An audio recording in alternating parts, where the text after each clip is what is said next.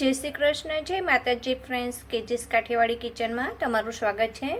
આજે આપણે કાઠિયાવાડી તુવેર, બટેટા અને રીંગણનું કોરું લટપટું શાક બનાવીશું, જે ખાવામાં ખૂબ જ મજા આવતી હોય છે શિયાળામાં।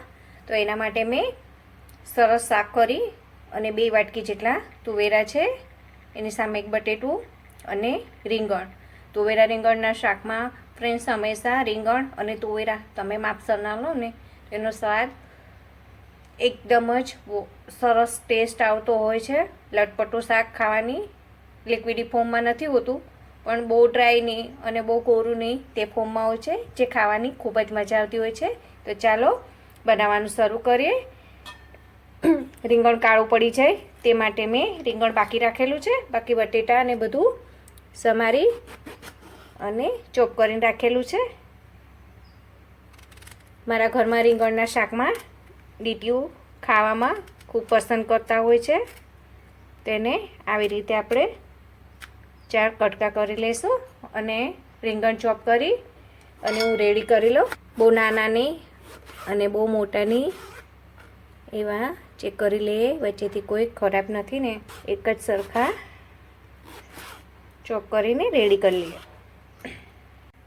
ફ્રેન્ડ્સ, મેં કઢાઈ ગરમ કરવા મૂકી દીધી છે, તેની અંદર 2 ચમચી આપણે ઓઇલ નાખીશું। તેલ ગરમ થઈ ગયું છે, સ્વાદ મુજબ રાઈ નાખીશું,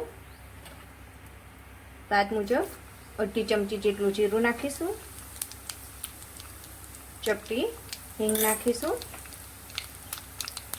હિંગને બધું સારી રીતે ફૂટી રાઈ જીરું ને બધું સરસ તતડે એટલે 1 ચમચી જેટલા આદુ મરચાંની લસણની પેસ્ટ નાખીશું।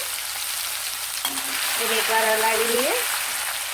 તરત જ આપણે ધીમી કરીને સૌથી પહેલાં આપણે રીંગણ અને બટેટા નાખીશું, કારણ કે દાણાવાળા શાકભાજી આપણે તરત જ જો નાખીએ ને ફર્સ્ટમાં તો એ ઉડતા હોય છે અને દાજવાની પણ બીક રહેતી હોય છે। તો હંમેશા આ એક ટીપ છે કે દાણાવાળા શાકભાજી, તમે બિગનર્સનો ખ્યાલ નથી આવતો તો દાણાવાળા શાકભાજી હોય ને તો પહેલાં સાદા શાકભાજી નાખીને પછી દાણાવાળા શાકભાજી એડ કરવા હવે નાખી દઈએ। સાથે સાથે આપણે તુવેર બધું સારી રીતે મિક્સ કરી એકવાર હલાવી દઈએ।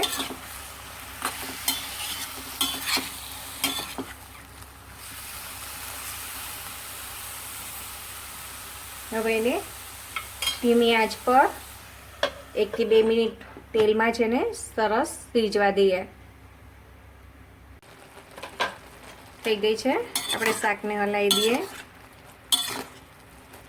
તમે જોઈ શકો છો ફ્રેન્ડ્સ, તેલમાં શાકને 1 થી 2 મિનિટ તમે મસાલા કર્યા વગર ચેડવો ને તો એ શાક બધું તેલ પહેલાં પી જશે ને પછી તમે મસાલા કરશો ને એટલે તમારું શાક ફીકું ફીકું નહીં લાગે અને ખાવામાં ખૂબ જ ટેસ્ટી લાગતું હોય છે। તો આ ટિપ્સને જરૂરથી ફોલો કરજો। હવે આપણે મસાલા કરી દઈએ। તેના માટે અડધી ચમચી જેટલું મેં સ્વાદ અનુસાર તમે મીઠું લઈશું, 1 ચમચી લાલ મરચું છે, 1 ચમચી ધાણા જીરું,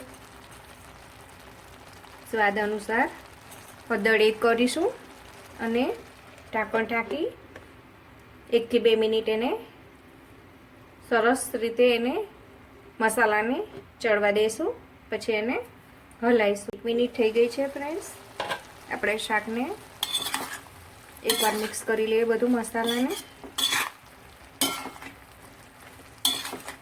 જોઈ શકો છો ફ્રેન્ડ્સ, મેં તમને આગળ કીધું વિડીયોમાં એમ, તમે 1 જ મિનિટ એને હલાવ્યા વગર તમે રહેવા દેશો અને પછી તમે એને મિક્સ કરશો ને તો મસાલા છે આપણા તેલ, શાકભાજીના મોઇશ્ચર અને ભાપમાં સરસ એકદમ પાકી જતા હોય છે અને પછી તમે હલાવો ને એટલે તમારા શાકનો કલર બહુ જ સરસ આવતો હોય છે, તમે જોઈ શકો છો।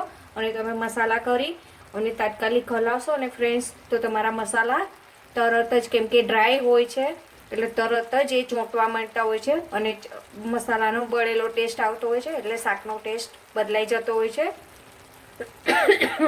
સોરી ફ્રેન્ડ્સ, ગળામાં થોડું આજે વેધરના હિસાબે ઇસ્યુ છે। તો હવે આપણે ચમચાથી તમને મેઝર કરીને કહું ને તો આપણે વધારે પાણી નથી નાખવાનું. આપણે 2 ચમચા જેટલું પાણી નાખશું અને બધું સારી રીતે મિક્સ કરી દઈશું. પાણી નાખવાનું રીઝન એક જ છે ફ્રેન્ડ્સ કે આપણે તુવેરા નાખેલા છે. તો જો આપણે પાણી નહીં નાખીએ અને એમને એમ કરશું ને તો આપણા તુવેરા ચવડ થઈ જતા હોય છે અને પાણી નાખવાથી આપણા તુવેરા ચડી જશે પણ એવા ને એવા સોફ્ટ અને પોચા રહેશે.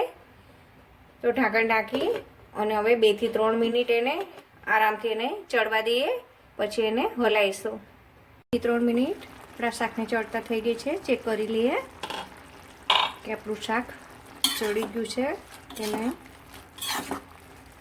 તમે જોઈ શકો છો ફ્રેન્ડ્સ, આપણા તુવેરા મેં તમને આગળ વિડીયોમાં કીધું ને કેવા સરસ એવા ને એવા દેખાય છે.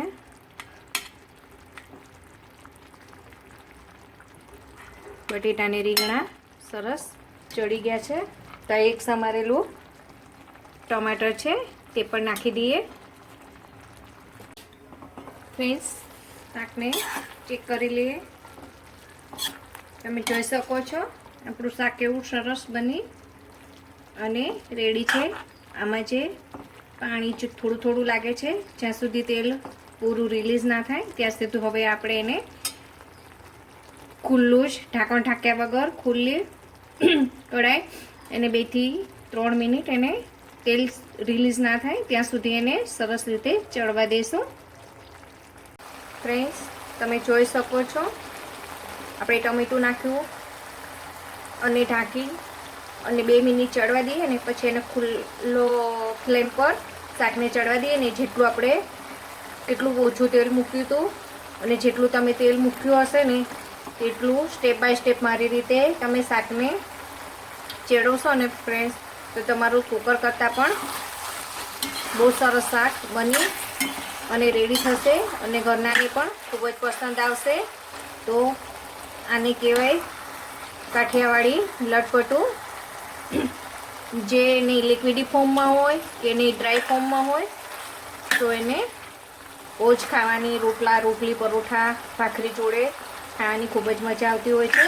તો તૈયાર છે આપણું તુવેરા રીંગણ અને બટેટાનું કાઠિયાવાડી શાક, જેમાં ગરમ મસાલાના કે કોઈ પણ જાતનો ઉપયોગ કર્યા વગર સાદા અને સિમ્પલ મસાલામાં પણ ખાવામાં ખૂબ જ ટેસ્ટી એવું શાક બની અને રેડી છે આપણું. તો તૈયાર છે કાઠિયાવાડી તુવેરાનું શાક.